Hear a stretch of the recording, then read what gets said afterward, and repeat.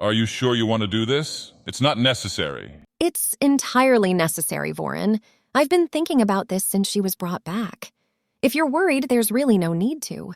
The state our daughter brought her back in, the enchantment on the cage, oh, I'm going to enjoy this. I'm going to enjoy watching her squirm when I walk in. You have no idea, do you, how beautiful you are when you're vengeful? It's hard not to when you tell me all the time. Now, I think you should go talk to our daughter. She's burying the Argonians over by that cavern you found me in. Why she chose there, I'm not sure, but, well, given how she marched off to do it without another word, I'm not sure what state she'll be in. Not that I don't want to help her, but if she's angry, you might have an easier time. You're worried what she might do, not to you, but to herself, and those that keep slaves, still, I imagine. I understand, and I'm glad you trust me enough to do this. At the same time, I need to remind you that you shouldn't take any risks when it comes to— Voren, you're talking like I'm some kind of impulsive little gremlin who's a hair's breadth from letting the witch out of the cage so I can fight her.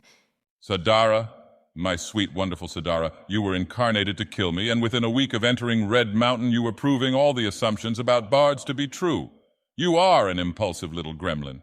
Okay, first of all, the brandy did at least 80% of the job on that. Maybe the first time, sure, but I don't recall that you were drunk the day after that, or that night, or you get the picture. You walk around wearing practically nothing and you're chiseled like a statue. Anyone who likes the sight of built men would find it hard to say no.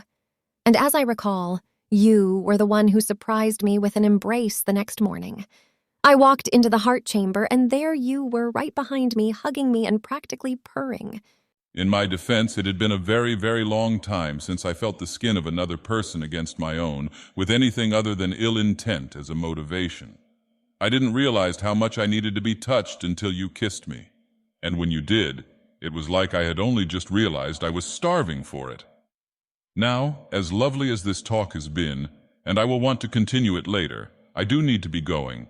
Don't spend too long in there with her and report everything she says, even if it doesn't seem important, all right? My lord's will shall be done. Well, well, if it isn't Sadara, the traitor returns. Have you come to gloat over my misfortune? To revel in your triumph over the fallen goddess? What triumph are you speaking of, exactly? No, I haven't come to gloat. I've come to talk. Surely by now you can see there's no point in lashing out like a wounded beast. I believe your precious daughter could use this talk more than I.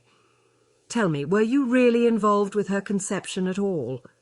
Because it seems to me as though she spawned entirely of her father's being. Her anger burned hot, her heart filled with vengeance, and the first thing she thinks to do is blight me with corpus. Had it been you, you would have beaten me to death, but her, she is her father's daughter, through and through. That little.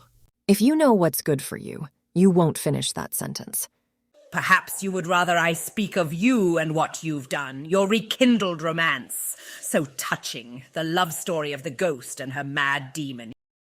You disgust me. You come to Red Mountain and instead of trying to slay the Sharmat, you take him into your bed. Of course you were punished for this, but now you've returned. You persist in it. Tell me really, is he that good a lover to make you abandon every principle to join him in a bed of sin? He's certainly better than you were. What? If you want to fight this battle of words, I am, then you should be prepared to be struck back.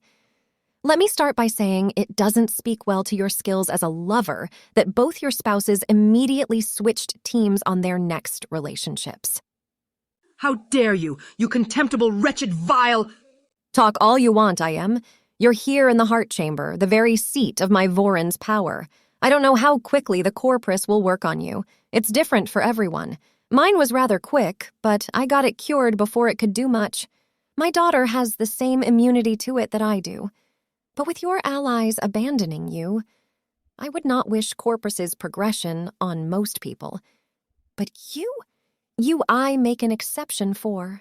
I wonder, will you lose your mind and become as the corpus stalkers? Perhaps you will swell up as the last living Dwemer did. Or maybe you will be more fortunate. Imagine it.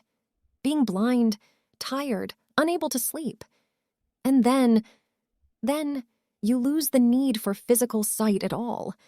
The clock is ticking, Ayam, and the greatest game of roulette in all of Tamriel is about to be played in the gambling hall of your body.